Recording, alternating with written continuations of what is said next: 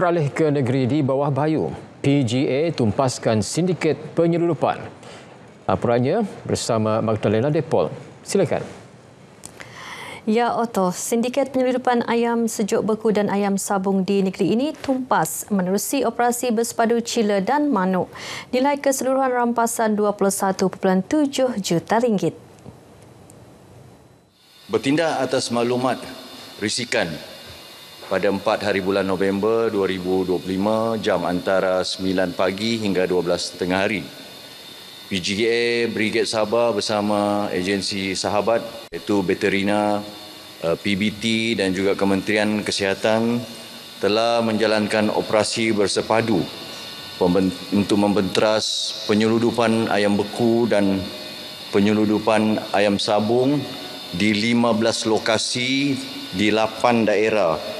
Daerah terlibat ialah Kota Kinabalu, Pinampang, Tawau, Sandakan, Beluran, Keningau, Lahadatu dan Semporna.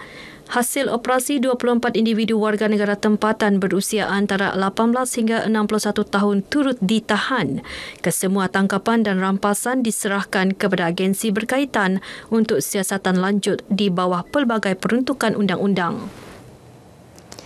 Latihan memperkukuh keupayaan anggota menghadapi ancaman insurgensi di kawasan hutan selain mempererat hubungan pertahanan antara Malaysia dan United Kingdom antara objektif eksersis Tiger Gold 2025. Eksersis melibatkan kerjasama antara 26 Regimen Askar Melayu Diraja RMD dan 2nd Battalion Royal Gurkha Regiment dari United Kingdom. Kita nak maklumkan pada dunia, kita masih lagi orang kata yang negara yang paling berjaya lah dalam mengatasi komunis pada zaman era komunis dulu dan melawan insurgensi ni, CIW, Conventional Insurgency Warfare. Juga kita nak tengok membaiki apa yang kelemahan-kelemahan yang ada supaya kita dapat menambahbaikkan pada masa akan datang. Exercise Tiger Gold is a really important exercise for the United Kingdom and Malaysia's defence relationship. We have a long history of working together. We are partners in the Five Powers Defence Agreement. We need to work together to ensure that we learn how each army operates and how we can each get better. I'm looking forward to friendships being formed, friendships leading to trust and confidence so that we can work together in the future in a manner that is befitting of both nations. Hampir 400 anggota terlibat dalam latihan ini termasuk 2 pegawai dan 32 anggota lain-lain pangkat daripada Tentera Darat British. Eksersis Tiger Gold 2025 bukan sekadar simbol kerjasama ketenteraan, malah lambang kepercayaan dan persahabatan antara dua negara bagi memastikan kestabilan serta keselamatan serantau. Skim Pembiayaan Mudah Tanam Semula Pekebun Kecil Sawit TSPKS 2.0 terus menjadi pemangkin kepada pekebun di Sabah. Setakat ini 796 permohonan telah diluluskan melibatkan peruntukan RM61 juta merangkumi kawasan seluas 3,420 hektar bagi tujuan penanaman semula. Timbalan Menteri Peladangan dan Komoditi Datuk Chan Fung Hin memaklumkan TSPKS 2.0 yang memperuntukkan dana RM100 juta ini menyasarkan pekebun persendirian. Fokus mengganti pokok sawit yang mencapai usia tua 25 tahun dan ke atas bagi menjamin hasil yang lebih baik. Skim ini kerajaan akan tanggung separuh. Maksud dia, kalau untuk pekebun kecil di Sabah dan Sarawak, 1 hektar kamu boleh dapat RM18,000 dan dilimit had pada 6 per bulan 5 hektar. So, daripada RM18,000 yang kamu pinjam dari Agrobank ni, kamu cuma kena bayar balik RM9,000 selepas 5 tahun dengan kadar faedah 2%. So, RM9,000 kerajaan yang tanggung. Beliau ditemui pemberita selepas merasmikan program santuni pekebun kecil sawit daerah Sandakan di Dewan Serbaguna Gum-Gum. Dalam pada itu, Datuk Chan yang juga merupakan Timbalan Pengerusi Parti Tindakan Demokratik DAP Sabah memaklumkan pihaknya akan mengumumkan calon PRU DUN Sabah ke-17 Sabtu ini. Bidang keusahawanan antara pemacu utama pembangunan sosioekonomi negara. Bagi memperkasa bidang itu, KUSKOP melalui protege anjuran seminar keusahawanan mahasiswa Jom Jumpa Protege JJP di 10 IPT seluruh negara untuk mendedahkan mahasiswa dengan dunia keusahawanan sebenar. Menterinya Dato' Iwan Benedik berkata pendedahan ilmu keusahawanan penting agar mahasiswa berani menjadikan bidang keusahawanan sebagai kerjaya masa depan sekaligus menjadi pencipta peluang pekerjaan kepada masyarakat. Dato' Iwan menyatakan ketika menyempurnakan perasmian Seminar Keusahawanan Mahasiswa JJP edisi Sabah 2025 di UMS Kota Kinabalu. Lebih 85,000 mahasiswa dan graduan menyertai pelbagai program keusahawanan PROTIJI setakat September lalu. Manakala 41,056 graduan mendapat manfaat melalui program penempatan latihan kerjaya graduan bersama industri PROTIJI RTW. Projek Jambatan Timbangon Babagon di Pinampang siap 7 bulan lebih awal daripada jadual asal. Pencapaian cemerlang itu hasil perancangan dan penyeliaan berkesan sekaligus memberi manfaat segera kepada rakyat. Ahli Parlimen Pinampang Dato' Iwan Benedik berkata kejayaan ini perlu dijadikan penanda aras baharu bagi pelaksanaan projek infrastruktur di negeri ini. Projek bernilai 16.7 juta ringgit ini mula dilaksana pada Julai 2024 sepatutnya siap dalam tempoh 2 tahun namun kini dijangka siap sepenuhnya Disember tahun ini. Kalau kontraktor ini yang telah dilantik untuk melaksanakan projek ini boleh siapkan projek jauh lebih awal, 7 bulan lebih awal daripada projek yang lain. Kenapa yang lain itu ada masalah untuk menyiapkan mengikut jadual yang diberikan. Dan ini merupakan satu teladan, satu motivasi yang baik. Terutama kita di Sabah yang sudah bertahun-tahun dibelenggu dengan projek lewat, projek bermasalah. Akhirnya yang rugi adalah rakyat.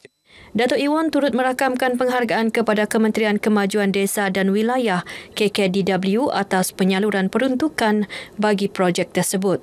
Ia bakal memberi manfaat kepada kira-kira 6,000 penduduk di kawasan mukim berkenaan. Sebelum ada jembatan ini kami terpaksa melalui jembatan laluan semen di Kobian ada di sana-sana. Tetapi kalau sudah banjir kami terpaksa menunggu selama 2 jam ke 4 jam untuk sampai sungai itu surut, baru boleh limpas. Sekarang sudah ada jembatan, kami lebih senang daripada yang lalu lah. Dilengkapi 3 bilik tidur, Rumah Mesra Sabah Maju Jaya SMJ bukan sekadar tempat berteduh, malah menjadi asas kehidupan sejahtera untuk golongan berpendapatan rendah dan kurang berkemampuan.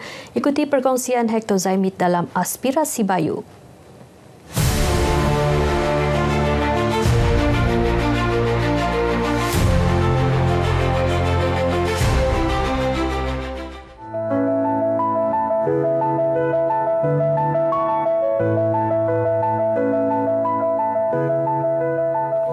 Dengan keluasan kira-kira 680 kaki persegi, rumah percuma bernilai antara RM80,000 hingga RM85,000 ini hadiah berharga kerajaan negeri kepada penerima yang layak.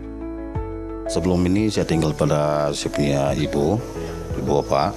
Saya bersyukur juga dapatnya rumah sebab saya memang tidak rumah lah. Okey jugalah, selesa jugalah sebab ada rumah sudah kan. Gembiralah. Apa itu dapat rumah macam begini, ini dapat keselesaan, tinggal. Karan okey, tidak masalah. Air pun okey juga, tidak masalah. Desa sudah saya bersyukur sudah yang membantu saya cukup terima kasih sama diorang. Tuhan yang memberkati diorang lah. Pelaksanaan Rumah Mesra Sabah Maju Jaya ini merupakan satu kejayaan yang signifikan dalam agenda pembangunan negeri. Dengan perancangan yang rapi dan komitmen tinggi semua pihak terlibat, penyediaan rumah SMJ merupakan antara manfaat besar kerajaan negeri kepada rakyat yang memerlukan. Pastinya, Rumah Mesra SMJ ini telah memenuhi impian para penerima untuk memiliki kediaman sendiri yang lebih selesa.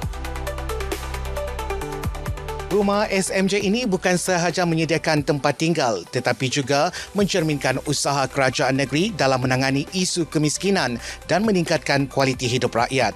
Dengan lebih banyak unit rumah dirancang dan dibina di masa akan datang, rumah SMJ ini bukan sekadar batu bata dan simen tetapi simbol keprihatinan dan komitmen kerajaan negeri dalam memperjuangkan kesejahteraan hidup rakyat. Laporan Hector Zaimit, RTM.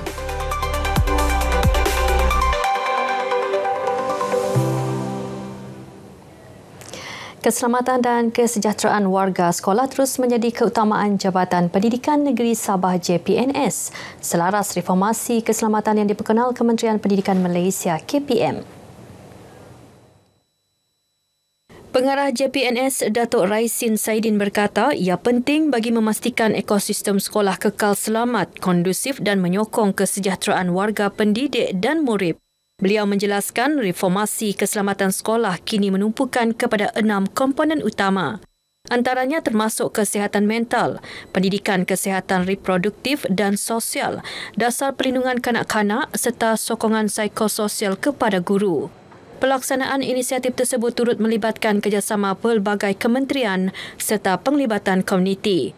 Datuk Raisin berucap demikian pada perasmian Majlis Sinergi Cemerlang Tenom 2025 yang dihadiri lebih 480 warga pendidikan.